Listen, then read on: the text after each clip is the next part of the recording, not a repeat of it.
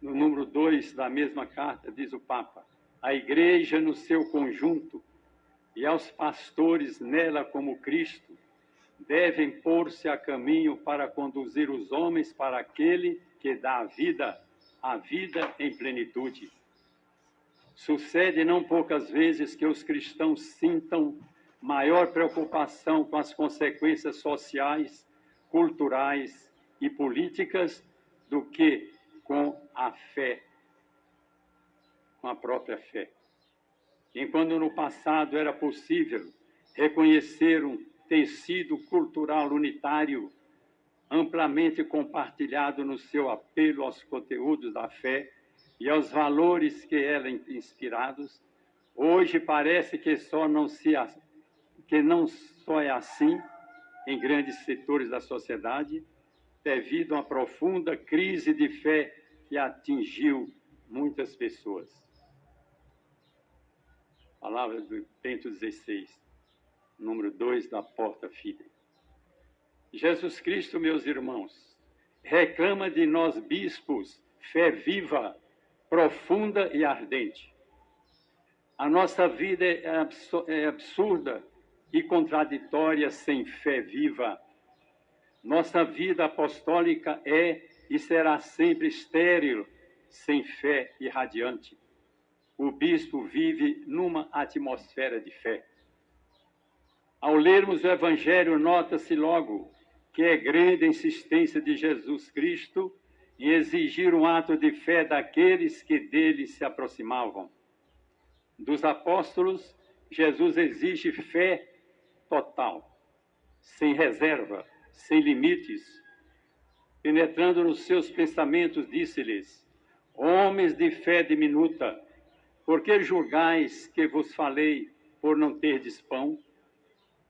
Ainda não compreendeis? Esqueceste dos 5 pães e dos 5.000 homens, de quantos cestos recolheram? A Pedro, vindo-lhe ao encontro sobre as águas, e que duvidava e afundava, diz: homem de fé diminuta, por que duvidaste? A fé que Jesus aguarda dos fiéis e a forciore de nós bispos é algo mais do que simples adesão intelectual e verdades abstratas. É o engajamento completo, total, de todo ser à sua pessoa divina.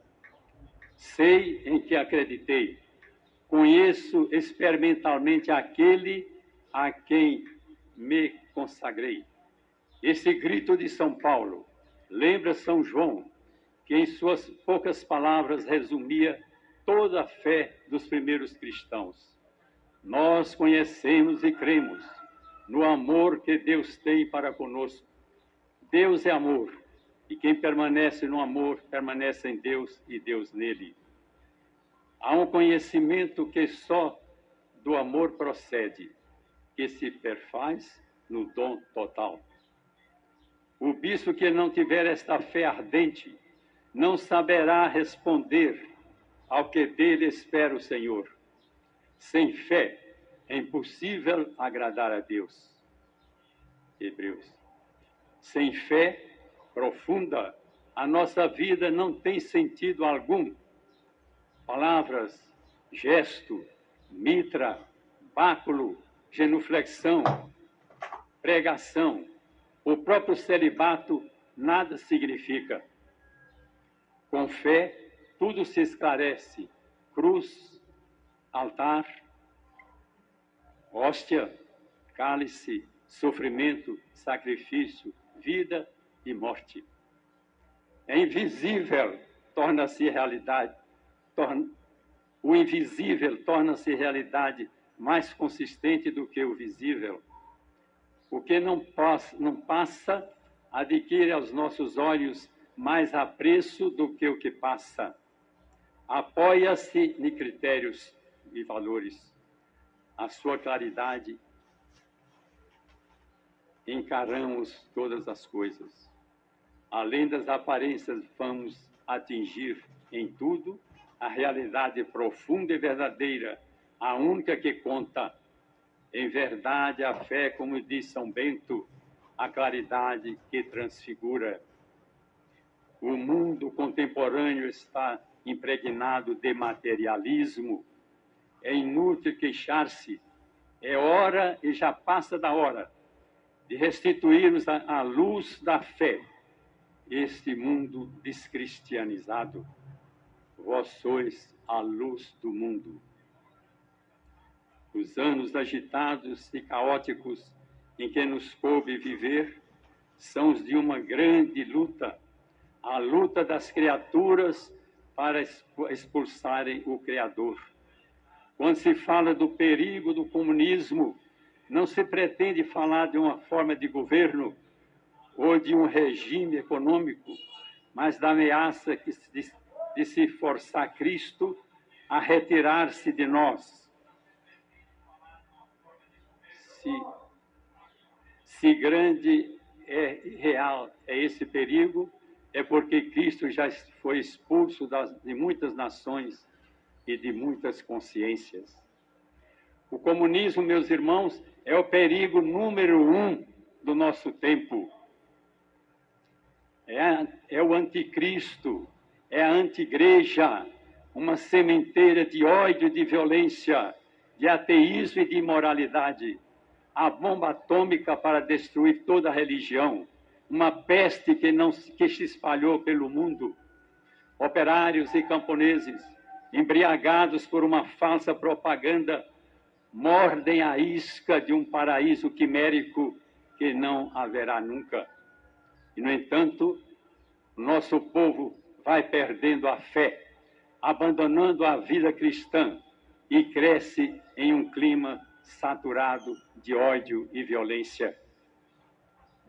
Já nos adverte o apóstolo no Evangelho: os filhos deste século são mais espertos que os filhos da luz. Enquanto Jesus, no Getsêmani, permanecia em oração, coberto de suor e sangue, a pequena distância, 3 discípulos dormiam. Mas não dormia Judas, que tramava com os inimigos a execução da traição.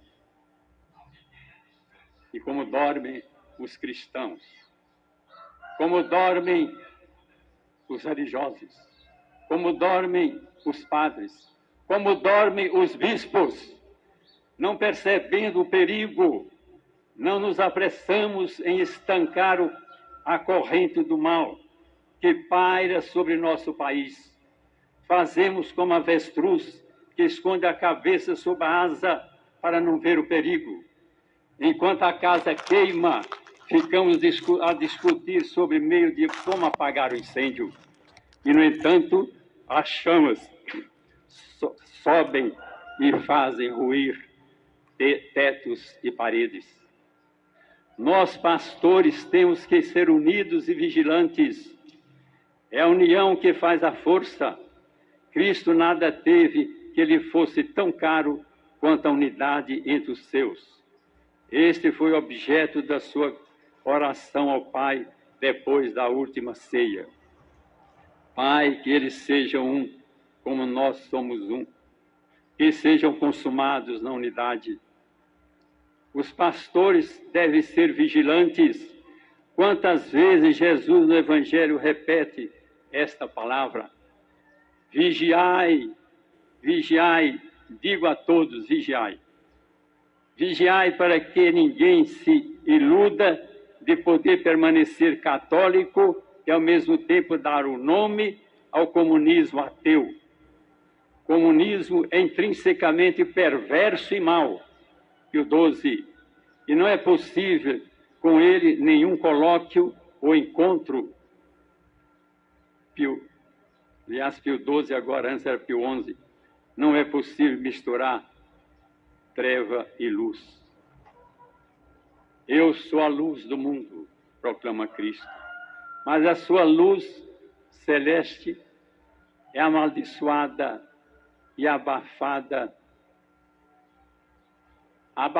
nas escolas, onde é proibido ensinar a verdade cristã.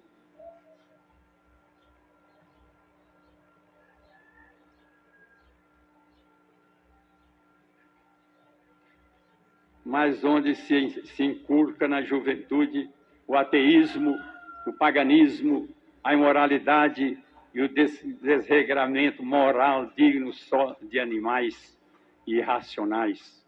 O homem está cada vez mais se bestializando, se animalizando, porque está se afastando de Deus. Abafada na imprensa, porque os jornais católicos são suprimidos e queimam-se os livros de reza, bíblias, missais, etc.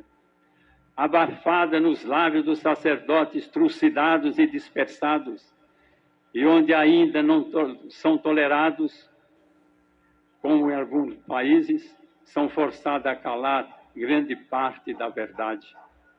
Eu sou a vida, proclama Jesus Cristo, mas a sua vida é desprezada como uma fraqueza, como uma melancolia, o seu paraíso escarnecido como conto de carochinha. Os homens querem pão e prazer cotidiano, o poder e a prepotência, o domínio e o predomínio, não as fontes da graça, mas os poços de petróleo, gases, os minérios preciosos, o materialismo e o consumismo, é a ganância que domina o mundo. Eu sou a liberdade, proclama Cristo, porém a liberdade defendida pelos seus 10 mandamentos foi repelida como a pior das escravidões. A escola, a imprensa, o rádio, a TV, o cinema, as oficinas, as bolsas, os mercados, os tratados internacionais bradam rebelião contra Cristo. Então, meus irmãos, que nova liberdade nos foi dada, foi instaurada? A quem não nos deixa livres para professar a fé da nossa consciência, que nos obriga a fechar as nossas igrejas e a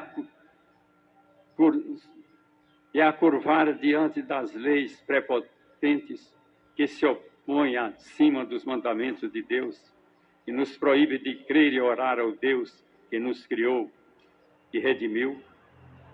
O mundo grita como Lúcifer: não serviam, não servirei. Incumbe-nos a nós bispos testemunhar e gritar: não possamos não loque, não podemos de falar sobre Deus, sobre as verdades eternas, sobre os seus mandamentos, sobre as realidades invisíveis. Estamos com o pé no limite de dois mundos, o visível e o invisível. O visível em que vivemos tem reflexos pagãos, ódio, violência, impureza, ambição, ciúmes, rancores. Incumbe-nos dar-lhes reflexos cristãos. Se nós não os damos, quem os dará? Temos uma responsabilidade tremenda como bispos, como primeiros responsáveis pela implantação do reino de Deus neste mundo. Aliás, é a nossa missão primordial, o anúncio do Evangelho. Jesus Cristo não enviou agrônomos, ambientalistas, fiscais de biomas, mas apóstolos anunciadores do Evangelho. É untes et docete, ide ensinai a todos os povos o meu Evangelho. Foi com essa finalidade de anunciar o seu reino que Jesus escolheu entre os 72 discípulos, os 12, a quem chamou de amigos e deu-lhes o nome de apóstolos, dos quais somos sucessores para transmitir a doutrina de Jesus Cristo.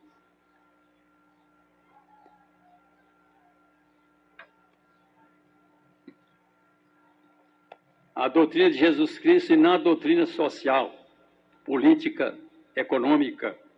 Não para livrar árvores do fogo da Amazônia, mas para livrar almas do fogo do inferno. Não para falar de ecologia, mas para falar de escatologia. não para falar de tecnologia, mas para falar de parousia, nosso fim último.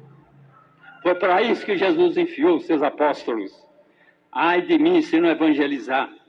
Quanto mais imerso nas trevas se acha o mundo, mais fulgurante deve ser a nossa fé. Nós somos para iluminar aqueles que estão nas trevas e jazem na sombra da morte. Na primeira leitura de hoje, Isaías nos incita: elevai a voz sem receio, subi nos altos montes e dizei à cidade de Judá e a nós, digamos à cidade do Brasil e quiçá do mundo: eis o vosso Deus, o nosso Deus, o Deus verdadeiro, aquele que deu a vida por nós. E São Paulo, na segunda leitura: Deus não quer que ninguém se perca, mas que todos se convertam. Mas para isso é preciso de anúncio. E quem são os arautos, os anunciadores? Somos nós, bispos, os enviados, os responsáveis. Senhores bispos, nós somos responsáveis pelas almas do nosso povo. O Evangelho de hoje nos apresenta como exemplo o grande João Batista. Fixemos o grande pregador que conversa de penitente. É um imã que atrai todas as classes, homens, mulheres, anciãos e jovens, soldados, escribas e fariseus. Todos falam dele, seus olhos relampejantes, sua pele queimada ao sol, sua barba hirsuta, suas vestes, sua história, tudo impressiona. Ouçamos sua pregação. O reino de Deus está próximo. Fazei penitência. O machado está posto à raiz. O que tem 2 túnicas, dá uma a quem está nu. E o que tem o pão, que o reparta com o faminto. Não exijais mais do que o taxado. Não vos deixeis levar pela concupiscência da carne. Não façais extorsões, não calumnieis, cuidai com as propinas, contentai-vos com o vosso salário. Magnífica prova de santidade deu João no deserto e no Jordão. Agora vai coroá-las todas com seu martírio no cárcere de Maqueronte. Naquele castelo vive Herodes Antipas, em companhia pecaminosa de Herodíades, mulher legítima de seu irmão Filipe. O escândalo era público. Os dois viviam em perpétua orgia, desprezando a censura dos escandalizados. E com a sinceridade não mora nas fortalezas régias. Os servidores, os aduladores, coroava até com elogios a vida de escândalo do rei. Um dia aproxima-se do palácio João Batista, e quando viu o rei, a sacada nos pórticos do seu palácio, lançou sem medo contra ele aquela eco da voz do juiz eterno. O rei, não te é lícito viver com a mulher do teu irmão. O rei teve medo do homem de Deus. João fazia ecoar sua voz nos muros do castelo. Não te é lícito viver com a mulher do teu irmão. E o rei se calava, sentia o remorso enroscado no seu coração. Temia o homem de Deus, revestido da fortaleza do alto. O Batista não tinha mais que uma palavra, uma só, que lançava aos ouvidos do rei, sem eufemismo, sem atenuações, sem falsas branduras. Não te é lícito viver com a mulher do teu irmão. Herodes querendo ocultar os gritos da sua consciência, que gritava: não te beliche, não te é lícito, termina como terminam os covardes, os impuros, atropelando a tudo. Há um sinal seu, o verdugo desce ao subsolo, trazendo num prato a cabeça ensanguentada do grande profeta. Aqui está a mais gloriosa vitória do Batista, a vitória obtida sobre os vícios humanados, contra a leviandade de Salomé, contra a luxúria de Herodíades, sobre a vaidade de Herodes, sobre a jactância dos comensais, sobre a frieza do verdugo. O sangue do Batista anatematiza aquele esquadrão de crimes e de criminosos. Morrendo, rende o mais alto testemunho da moral cristã, cumpre seus anelos e a sua profecia. Convém que eu diminua para que Cristo cresça. O Batista decresceu. Sua cabeça apartada do corpo, sua vida neste mundo se eclipsou. Porém, sua fama é conhecida pelo mesmo Cristo, arquivada ficou nas páginas imortais do Evangelho. Em verdade vos digo que de todos nascidos de mulher, nenhum é maior que João Batista. Grande no deserto, grande no Jordão, grande no calabouço, grande no céu. Olhemos, caríssimos irmãos, o nosso santo. Ele, com o dedo em riste, parece dizer a todos nós bispos: saí e endireitai os caminhos dos extraviados que vão para as estradas tenebrosas da morte. Mostrai ao mundo Jesus Cristo, caminho, verdade e vida. Mostrai o Cordeiro de Deus, que tira o pecado do mundo. Difundi seu nome, pregai o seu evangelho, para que todos conheçam o Salvador. Continuai a gritar que a família é a célula fundamental, é o celeiro da sociedade. Non tenete paura de espalancare le porte di cuore, gritava o Papa São Paulo II. Paulo II, a sociedade passa pela família. Nossa cultura atual, infelizmente, promove uma política contrária à família. Se a família é bem para todos nós, por que ela é tão pisoteada? Por que lhes são negados seus direitos nos parlamentos? Por que, por exemplo, conferir o mesmo nível do matrimônio estável, fiel à vida, aberto à vida, à união livre, consensual ou mesmo homossexual? A nossa missão é defender a família, a moral cristã. Foi para isso que Jesus Cristo nos enviou. Euntes et docetes.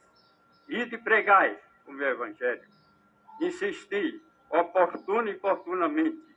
Repreendei, ameaçai, exortai, com empenho de instruir. Porque virá tempo em que os homens já não suportarão a sã doutrina da salvação. Levados pelas próprias paixões e pelo prurido de escutar novidades, ajustarão mestres para si. Cumpri a missão de pregadores do Evangelho. Consagrai-vos ao vosso ministério. Verbo Domini non est ligato. É o nosso ministério. A palavra de Deus não pode ficar amarrada, ligada, presa nos lábios do sacerdote, por respeito humano. Nós temos que anunciar Jesus Cristo, meus irmãos, como fizeram os apóstolos, sob a ameaça de morte, mas pregaram, anunciaram o Cristo. Fala o pastor que não se sente esmagado ante essas tremendas realidades de almas que desembocam nas consequências eternas. Quem tem coragem de ficar de braços cruzados, de permanecer indolentemente sem ardor apostólico, sem zelo, sem amor às almas que custaram o sangue de Jesus Cristo.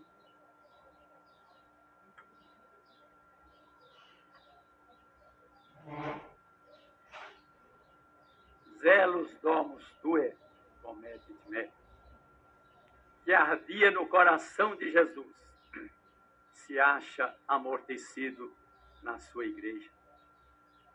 Que se preocupa, infelizmente, mais com o social, com o político, com o ecológico, que com as almas. Quesum Cesare, et quesum Dei Deo.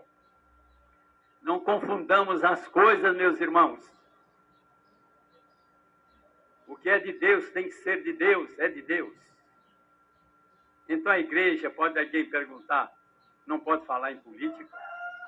É claro que pode e deve. Veja o que diz a Constituição Gaudium Spes 74. A igreja tem o dever e o direito de orientar, defender e promover os princípios morais de toda classe de atividade humana, já que todo ato humano cai no terreno da moral. É bom ou mal, reto ou desordenado. Portanto, a igreja deve e deve julgar esse ato humano e dizer quando ele é bom e reto e quando é mau e desordenado. Também no terreno da atividade política, como de qualquer outra atividade humana, não se pode duvidar da competência da igreja nessa matéria.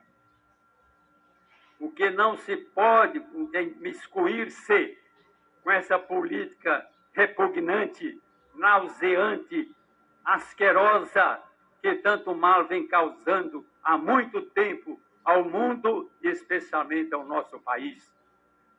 É urgente reacender o fogo do zelo das coisas de Deus. É verdade que os últimos papas têm se preocupado com essa triste situação. Falta de zelo. Até um grito de alarme foi lançado por eles. São João 23. João Paulo I, com as suas belas palestras de catequese. São Paulo VI. São João Paulo II. Bento XVI e Francisco. Convocando a todos ao ardor apostólico, ao zelo incondicional pelo reino de Deus. O Papa Francisco até nos convida a sair e sentir o cheiro das ovelhas. Será que as nossas ovelhas exalam a exuberância suave do perfume da graça de Deus?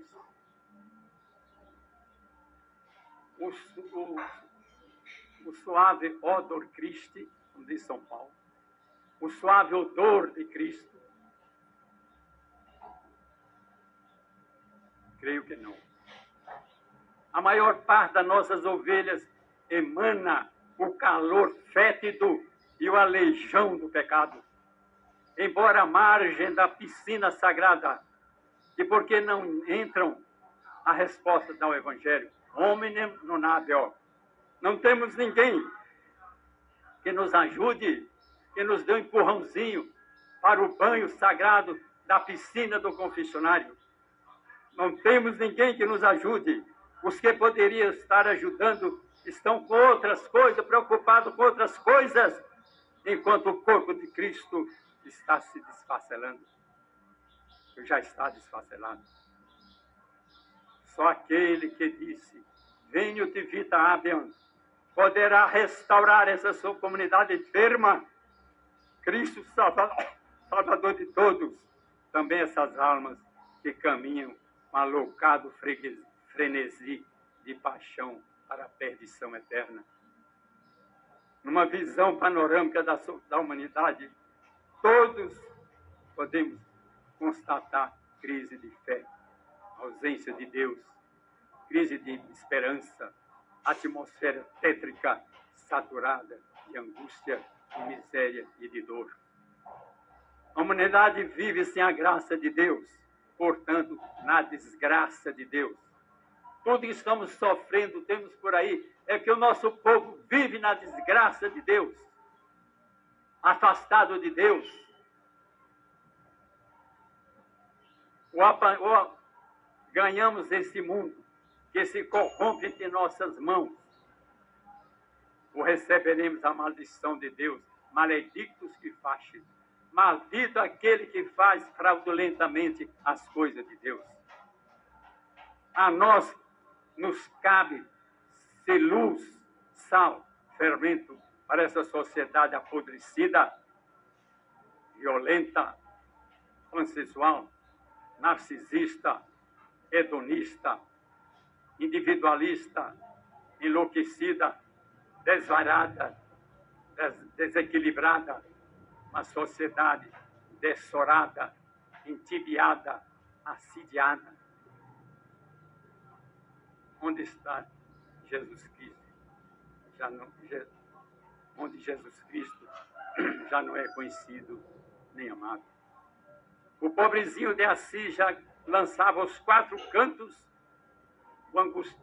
o apelo angustiado. O amor não é amado. É preciso que o amor seja amado. Amor ametor. É preciso que o amor seja amado. Hoje o amor é desconhecido, como diz São João Batista. No meio de vós está quem desconheceis. Não só desconhecido, mas desprezado, blasfemado, injuriado. Ele não só uma verdadeira cristofobia, mas também uma maldita sacrofobia, que tudo que se faz diz respeito a Cristo e ao sagrado. Nesses dias tenebrosos em que Cristo é desconhecido, a fé é rejeitada e a sociedade mergulhada nos pecados mais vergonhosos, ouçamos atentamente a voz de Deus dirigida a São Francisco. Não vedes como minha casa está em ruínas? E nos reclama a reconstruí-la. É nossa obrigação e dever de bispos reconstruir a casa de Deus. Levantemo-nos como outros Francisco para defender a honra e a glória de Deus. Não percamos tempo com bagatelas que não nos pertencem.